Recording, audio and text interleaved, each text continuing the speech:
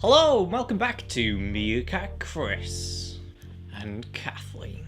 So it's the summertime and that means blockbuster films such as The Incredibles 2, Ant-Man and the Wasp, Mission Impossible Fallout. But what did we decide to go and see and talk about on our Meerkat Chris show? Mamma Mia, here we go again. Oh, I'm so sorry. I'm not. So this is the sequel to the 2008 Mamma Mia film, which was basically based on a 1999 theatre production or something, musical, Broadway musical, based on the hit ABBA songs. What was that? Do you not like ABBA?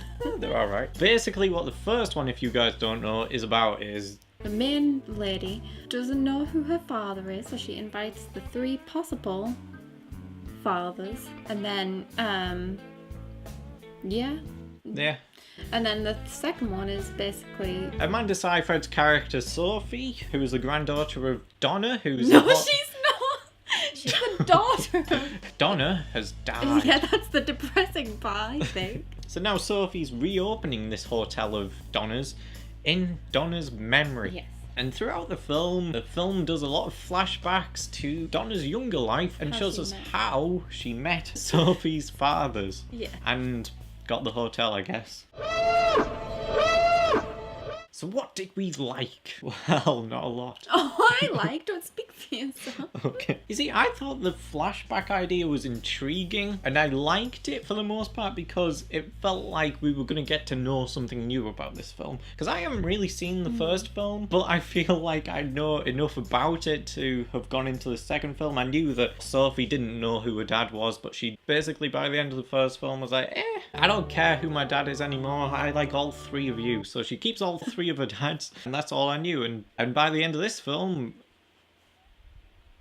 So I thought that the flashback idea was going to deepen that a bit more and give us a bit more meat to be like, ooh, I like that she has three dads. Like, I think they could have done a lot more with the flashbacks.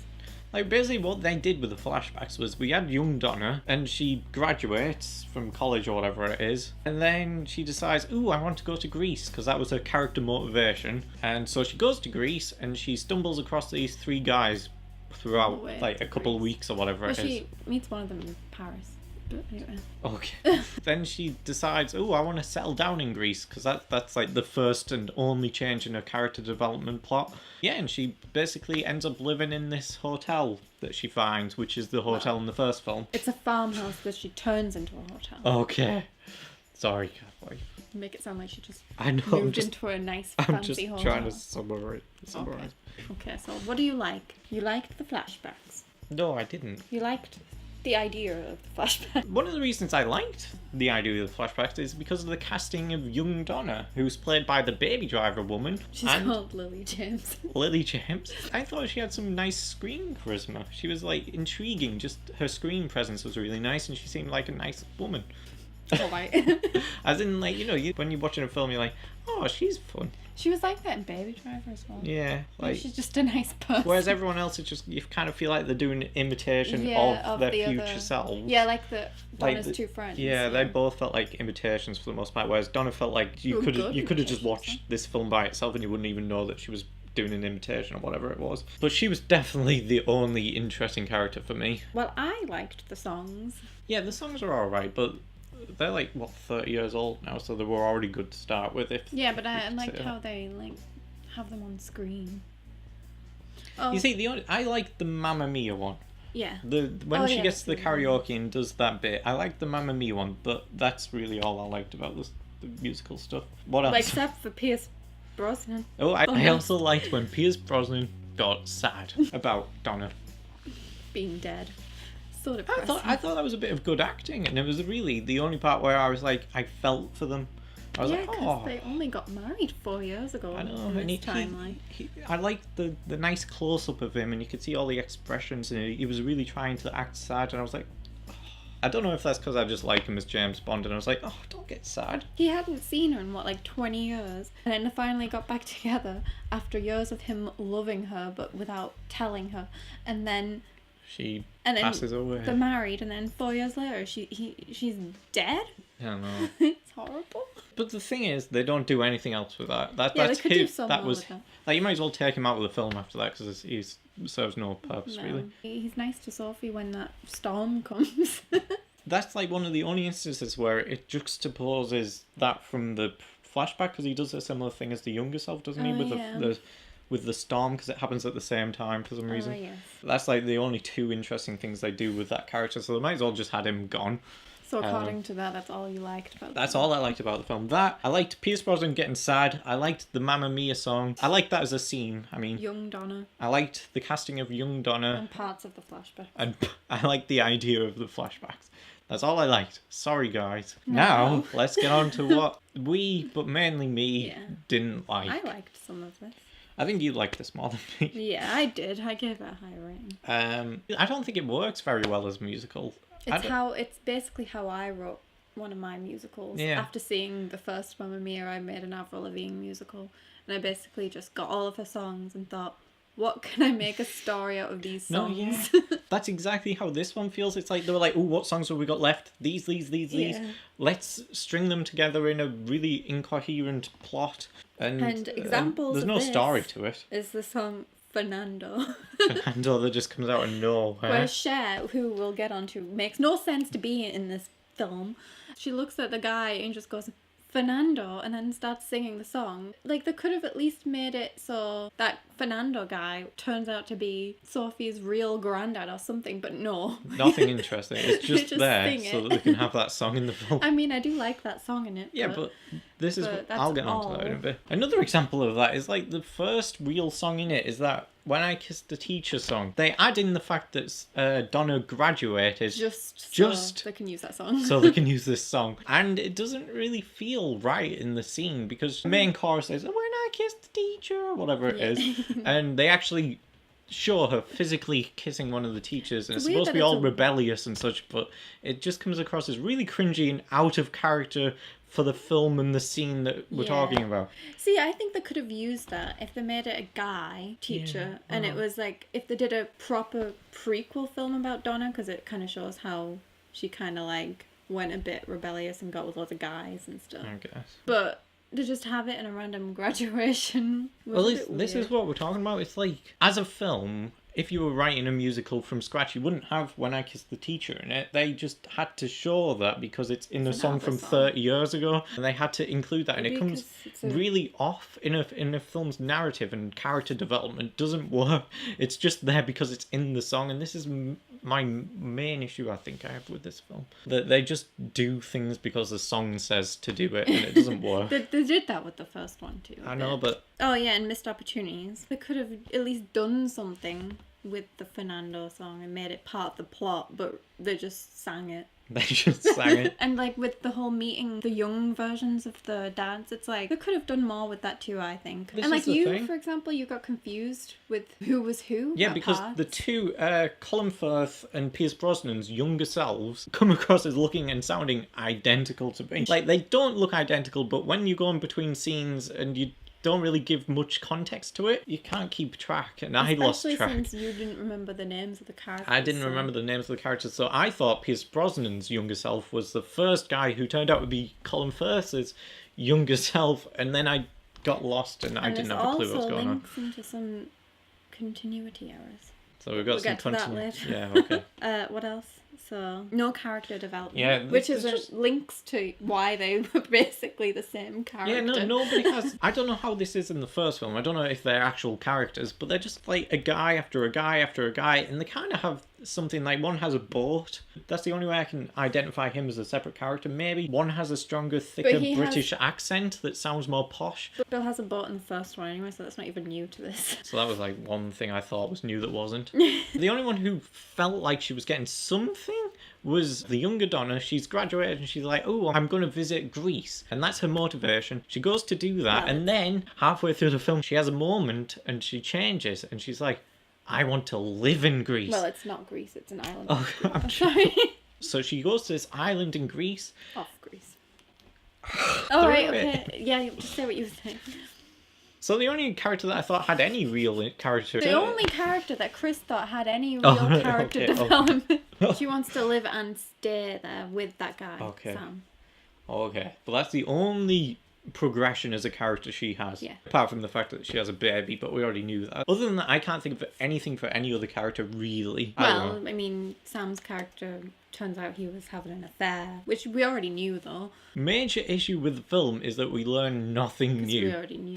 I don't think I learned anything new, and I It's barely even watched the basically- first film. It's basically the first film just told from the past. Coming out of the cinema, I think the first thing I said to you was I turned very slowly and was like, that was just a cash grab. Because 10 years later, you can tell that the studio were like, oh god, what should we make now? Mamma Mia, that was a big seller or whatever. And they were like, yeah, we've got some songs spare. Let's just make a film out of that. And they couldn't decide, for whatever reason, to either make a prequel film or a sequel. And that's how it comes across, at least to me, in the film. And we don't really go anywhere with either of those plots, so it really pads it out with the songs and the musical numbers just through intercutting between the two, and we eventually get what is supposedly a film out of it. You could just totally skip this film, just listen to the soundtrack without this film. It's like you said, it's just an extended music video. Yeah, it is. That is exactly how this one... I don't know about the first one because I haven't watched it fully, but when I go to see a musical like La La Land, Willy Wonka and the Chocolate Factory, or...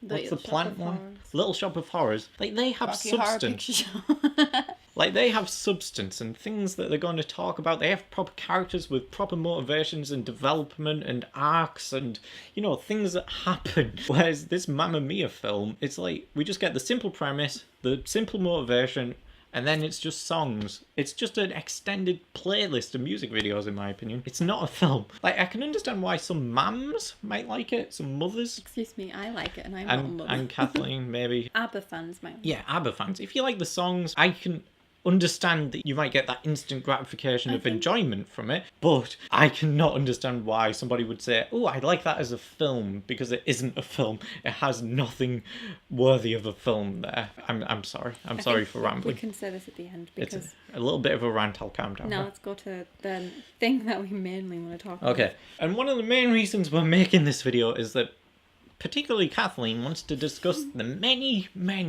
continuity errors between this film and the first film. So take it away, Kathleen. The first one, I think you noticed this.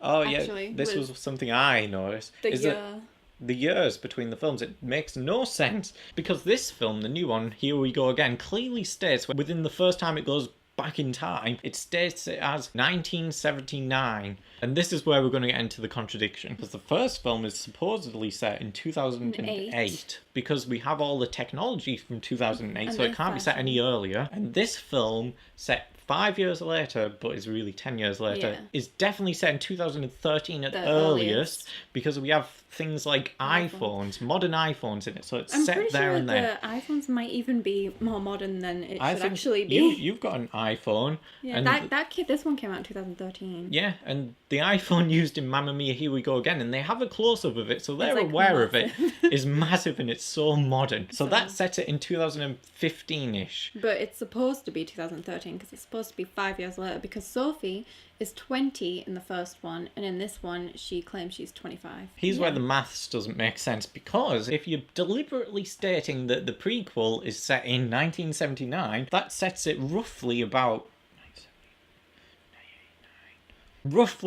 35 years earlier than Mamma Mia, Here We Go Again's present day. Which makes no sense. Because Donna meets the three guys in 1979 or 1980 at the latest, but it doesn't make sense because she goes for the summer vacation after graduation in 1979, meets the three guys, has a baby with one of those three guys that we don't know, which is Sophie. Sophie is the baby, so she was born in 1980 at the latest, which puts her 34 years old at this point. Because it says she's 25. It clearly states that she's 25 in this film, but really she should be 35 because it doesn't make sense, because that would be 1989.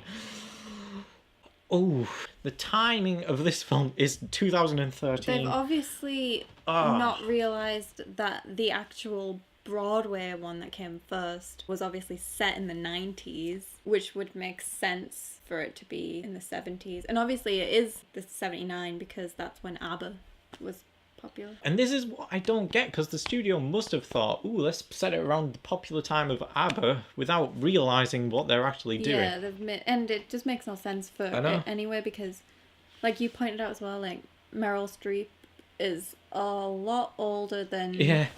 she would be if she'd had Sophie at like 20, 21 years old. Meryl Streep in the Mamma Mia current timeline has the same problem that Obi-Wan has. Lily James, she's like 25-ish. Add on 25 years, that's like 45 to 50. But Meryl Streep, I'm so sorry if this is horrible, but she looks like she's 60. And the thing is, in this film, they actually try to de-age her. You can tell because they have all that Snapchat filter effect on her face, along with a lot of the older cast that are women. You can tell it because they look all, you know, they have that rubbery, but not plastic surgery rubbery look like Cher. They have... We'll get onto that in a bit. They have that fake digital rubber look. I know what you mean. Yeah, so they're trying to get away with the fact that it's 25 years later, and it isn't 25 years later. With it just being Mamma Mia, you can get away with it. I know, but if I was the studio or the director or the writer, I would be like, how I would try to fix this is I'd be like, no, forget about all the present day stuff. We've had Mamma Mia as a film. We've got all the story from that. You just want it all flashbacks. Yeah, let's just tell a prequel story of how and why Donna became the person she is, and how and why she met these three guys, and why she doesn't know who out of the three are the father, and get a film out of that. And maybe if you're that desperate to set it in 1979, go ahead, set it around the ABBA fandom craze, set it around there, and make it really stylized and ABBA-ish. Don't just try to make a random Mamma Mia film that just doesn't work. Anyway, So I'll stop rambling. Continuity error is the fact that Sophie's grandmother is in it at all makes no sense whatsoever. And Sophie's grandmother is none other than Cher. Which also makes no sense whatsoever. But the reason why it makes no sense is in the first one, the older Donna, at one point she says, someone up there really has it in for me. Then she says, I think it's my mother, which implies that her mother is dead. Yeah, passed away. And then it also implies that her mother was a really strict Catholic person. And in this, her mother is a singer but the thing in Las Vegas. The thing that gets me the most is that the film just comes to a halt at one random point, and then we get a close-up of somebody arriving by helicopter, and we get the close-up of her foot landing. It's supposed to be all like, oh my god, who is this? And I kept thinking, it's a member of ABBA. They're going to just have a cameo and everyone's going to go crazy in the crowd because it's going to be ABBA showing up in a Mamma Mia film. And then, no, it's supposedly Cher. I didn't realise it was Cher. I actually thought, oh, is this somebody from ABBA? Because Cher. But they're making such a big deal out of it from a filmmaker's point of view. And then they're like, oh, it's her grandmother. And I didn't know anything about the contradictions. And I was like, okay, well, they're making a big deal out of this. But narratively, it doesn't really do anything for me. No. So I'm thinking, oh, it's Mamma Mia, you know, it's a musical. You've got to let it loose somewhat. And I was thinking, oh, they've got a cameo of ABBA. And they're making a big deal out of it because that would make sense. But no. It would make more sense than Cher. It's just Cher. Just taking up the screen for a bit of time. Anyway, how that comes across to me is that Cher was supposedly a big fan of the first film, and the studio got onto this and they were like, oh, maybe we should get Cher and just forgot about all the laws of the yeah, they just picked Cher up and put her in the film like, you can be Sophie's grandmother. They were just so desperate to add Cher into it. Oh, I don't know who made this film. I don't know if it is the same director or writer or whatever, but they cannot have seen the first film. They can't have seen it. They watched it once and thought they knew everything about it. Because we just sat down and talked about it for like half an hour and we noticed all these errors. Granted, I have watched the first one but what I mean so many times. But that's what I mean. Like, if somebody was involved from the first one and really was passionate about making a follow-up film, they would know all this. It's not like George Lucas making the prequel trilogy and mistaking stuff such as that Obi-Wan said that Yoda trained him, and then in the prequel film have Qui-Gon training him instead. It's not stuff like that, because that's a big, huge universe with loads of intricate stuff going on. This is like Mamma Mia. Like, it's very simple. As we've discovered, it's very simple. There's more. It's not hard to miss. I might be wrong about this one, because I'd have to rewatch it, but I'm pretty sure that the guys, she meets them in the wrong order. In the prequel bit. Yeah. I'm pretty sure in the original it's implied that Sam was the one who showed her to the island because the island meant so much to him, and then she fell in love with the island after he showed her. But it was the blonde one in this that showed her the island. That took her to the island. She already, for some reason, this one she already knew about it. And Sam didn't show up until he was on a motorbike in the rain. Way after all this has been established. She met him last in this one. And they didn't use the guitar. They could have used the guitar. That's another missed opportunity. Because Not the Donna guitar. keeps Harry's guitar in it, and like, which in this one he doesn't even have a guitar. and stuff. Okay, so is that it? But- It's the continuity stuff. Oh no, one more. Donna's friends shouldn't have met Bill, because in the first one her friends only know about Sam. So basically what we've established here, to add on to an earlier point, is the fact that the film not only doesn't give us anything new, it also completely contradicts the entirety of the first film. Basically, they didn't do enough research. I didn't do enough research in watching the really simple film. Okay, but I would add on to this a little bit as a positive note so that people don't get too angry at us who are I really liked it. I know, but I mean there will be mothers watching this who will be like, no! It's a fun film, I'll say that much. Well, what I was going to say is that I'd watch it again. I might consider the fact that the younger selves of Donna's friends, I thought they were a decent casting decision. I Like, thought they they- look similar. No, I They thought... come across as similar. It's just the problem that they have that issue where they are definitely just doing an imitation Yeah, but I of thought them. their imitations were really good. Yeah, it's just that they don't feel like people. Yeah, they I just was gonna feel say like they don't they're acting. they don't feel like they've just No, been yeah. graduated. I'd say They whoever feel, like, did- older than they should be. Whoever was the casting director of the female part, I'd say they did a good job of recruiting like the younger versions. Apart from the guys, I didn't No, really yeah, the guys were all just the the same. same. Yeah, I'll add on to your point. I did not find this film entertaining. Well, I did.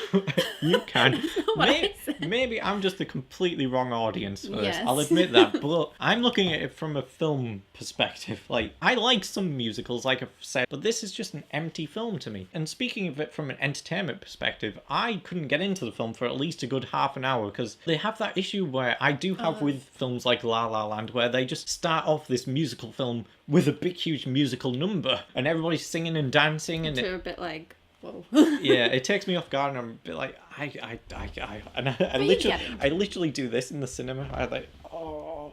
I agree. I was a bit like that. The same issue I have with a lot of action films and comedy films where they start the film off with a joke or a big huge action set piece without setting things up or setting the tone or letting you get into it. Like, you have to set it up, let the audience like fall into this world and then gradually build up to a musical number, not just let's start it off as a musical because the people like me are like, Yeah.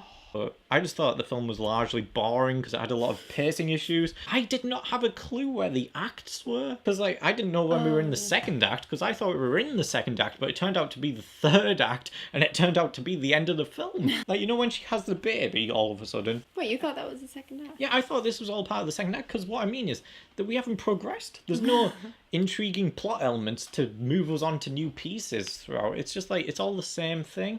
So I didn't know when we were into the third act, and the film just suddenly ended with this big huge musical number with Cher. And I was like, this is the end, isn't it? And then Cher's just like dancing in the darkness like this. And I was like, this is the end credits, isn't it? And then it just was like directed by blah, blah, blah. And I'm like, what? Yeah, I think my biggest issue was probably that whole Fernando song. I do Yeah. really like Well, that song, and I really I like guess- that part, but I don't think they really made it into the plot. It just really felt like they wanted to use that song. I think that's a good way to conclude our review, because that is a good way to summarise it, that one scene. It's just a film where they just want to include the good songs without really giving anything new to the story of Mamma Mia or really making a film out of it at all. And like I said, at the end of the day, I still honestly believe that Mamma Mia, Here We Go Again is more or less just an extended playlist of music videos. I'll just say that I think if you like the first one, you'll probably like this one. Yeah, I But guess. unless you like it so much that you'll notice all of the continuity errors.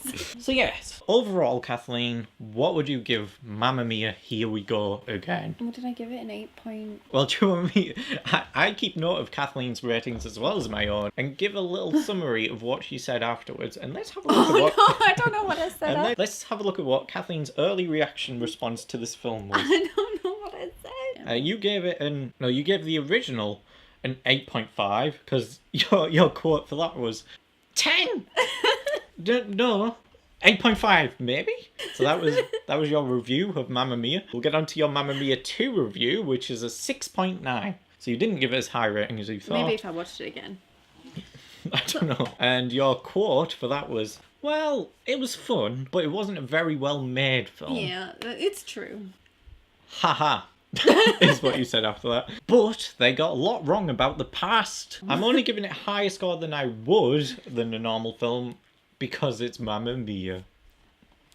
It's true. My overall rating for Mamma Mia, Here We Go Again is 3.5 out of 10. The thing is, I'm not deliberately hating on it or anything. I just didn't think it was a very good film. It is just a music video playlist. Yeah, which is fun. But not when you go and pay to see it at the cinema. Right? Go again. There is good musicals out there that I really enjoy, but unfortunately, Mamma Mia, Here We Go Again is not for me. Yes, that is the end of our Mamma Mia, Here We Go Again review. Thank you guys for watching. I hope you guys kind of enjoyed the video. Why not leave a like and subscribe, because it really helps out the channel and makes me feel good about it, and hopefully Kathleen as well. And hopefully we'll see you in the next video. Or me. I might just see you actually, because you probably... Anyway. Sick of me. Bye!